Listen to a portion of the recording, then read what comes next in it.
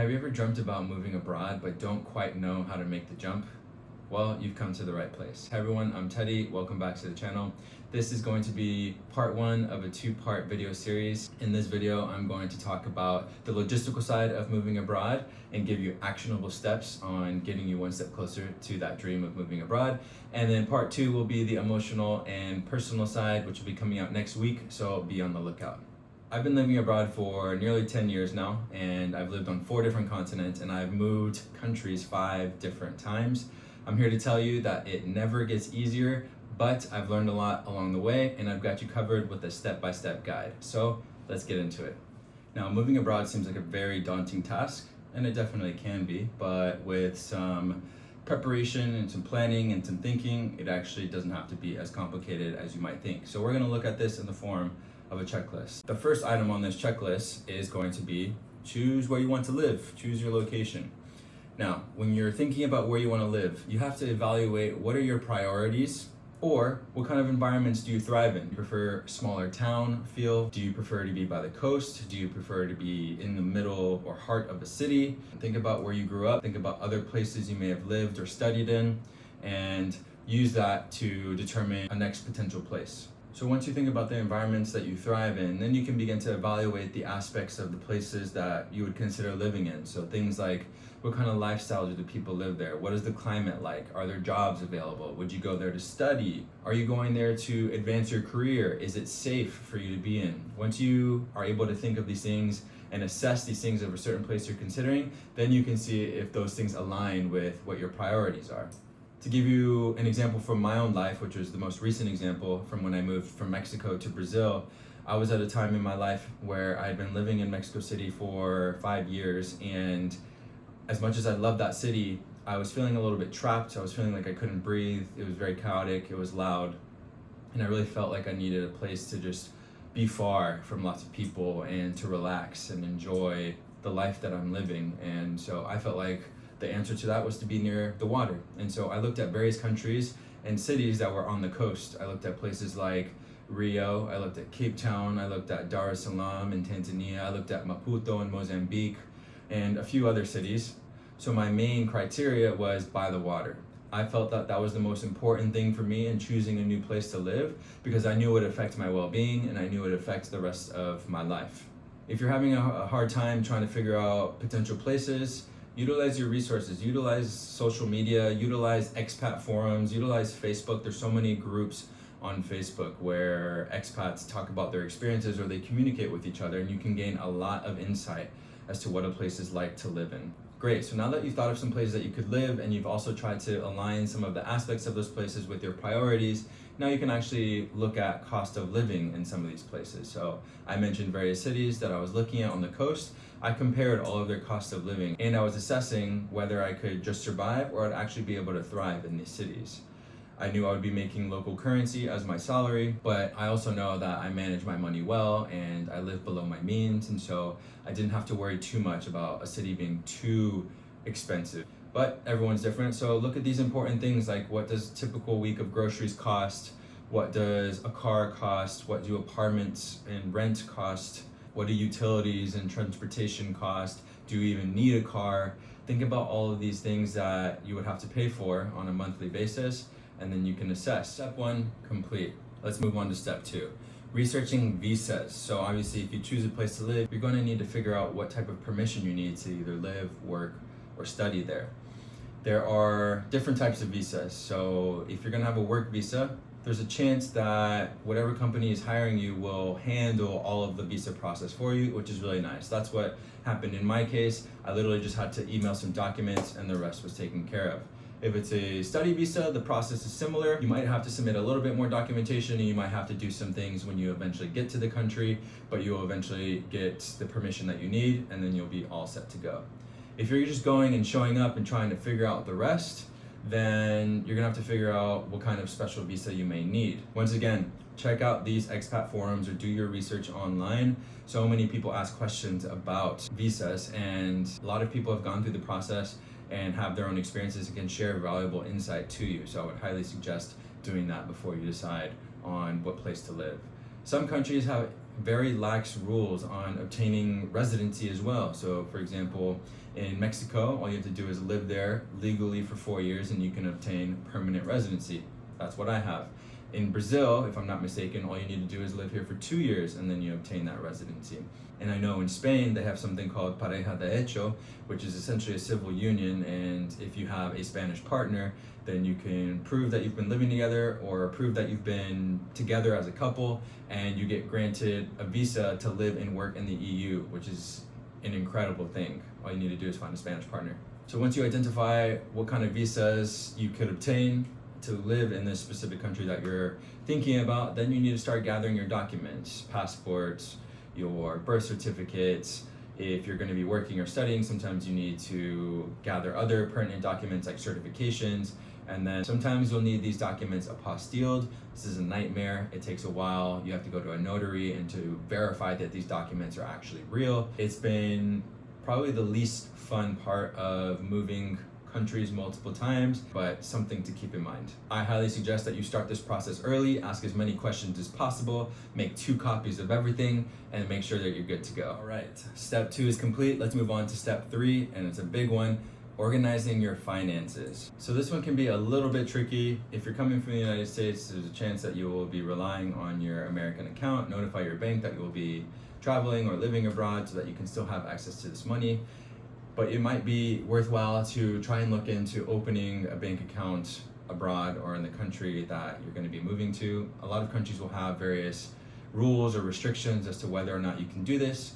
If you can't do this, you'll need to look into apps like Wise or other money transfer systems like PayPal so that you can ensure that you can get your money from wherever it is to where you're at. I know Venmo is really big in the United States, but Venmo doesn't work in some countries abroad. But you will always have to do some type of research. Just make sure that you do the research beforehand so that you don't put yourself in a bind and have no access to money. Another thing that you probably want to consider and just quickly look up is what is the currency exchange rate of where you're coming from and where you're going. Just see what is one of the currency that you have worth in the country that you would be going to. So for example, here in Brazil, we use reais, and $1 is equivalent to about 5.5 reais. In Mexico, at the time when I first moved there, it was $1 to 20 pesos, and when I left, it was around 17 or 18 pesos. In Spain, we used euros, obviously, and then in Indonesia, it was rupiah. $1 was worth 13,500 rupiah, so obviously a huge difference there. So it's gonna vary each time. Check that out and see what the difference might be, and that will help you to plan your budgets even better. Now this next point is important to consider, although I don't have a lot of information on it, and it's taxes. If you have legal permission to work in a country, chances are that you're going to be paying taxes in that local country, and you may not be expected to pay back in the United States or wherever you're coming from. But that highly depends on what kind of ties you have back to the United States. If you have a business that's in the United States, if you have any type of venture where you're making money there, then you may have to pay double taxes.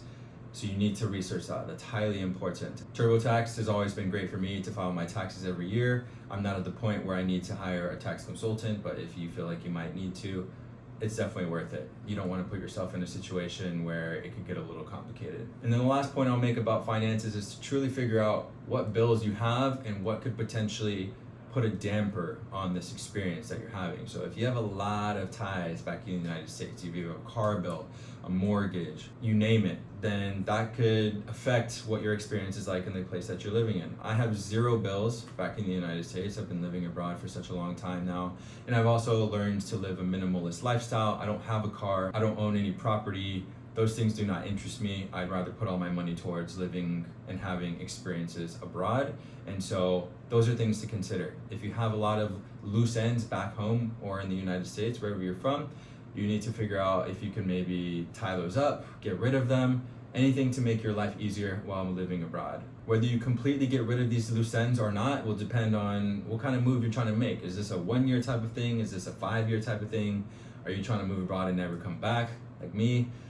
Whatever it is, that will determine what you need to do with what's tying you back in the United States. I know cell phones are always a big thing as well, and so you can consider Airalo, which is an app that is amazing for buying eSIMs. I've used it for about a year now, and it is honestly a very seamless, very beautiful app, and I've never had any troubles with it. Moving right along, find an apartment. figure out where you're gonna live. Now, you have some flexibility with this one. Although you don't have to absolutely do it this way, I would suggest starting with short-term rentals and then transitioning to long-term. I think it's much more strategic and smart if you get a short-term rental like on Airbnb, show up, and then while you're in the city, then you can search and connect and learn from other people and then figure out the best place to live in. Once you arrive and you're in this Airbnb, give yourself some time. Don't stress, talk to people, and really figure out what is best suited for you. What part of the city do you want to live in? What is the rent like in the various parts of the city? Is it near public transportation? Is it going to be good for work? Is it going to be good for your overall well-being?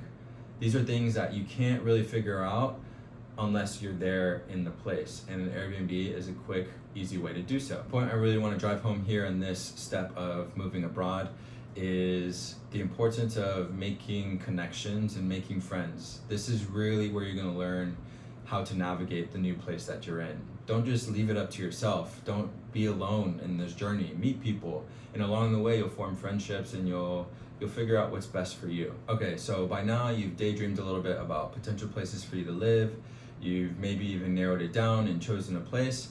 Then you figured out what kind of visa you need to be able to live in that place legally.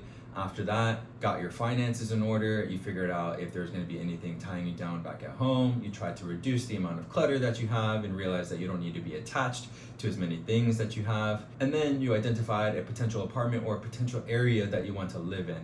Now, it's time to pack. It is definitely going to be stressful. Packing is never easy when moving from one home to another, even in the same country.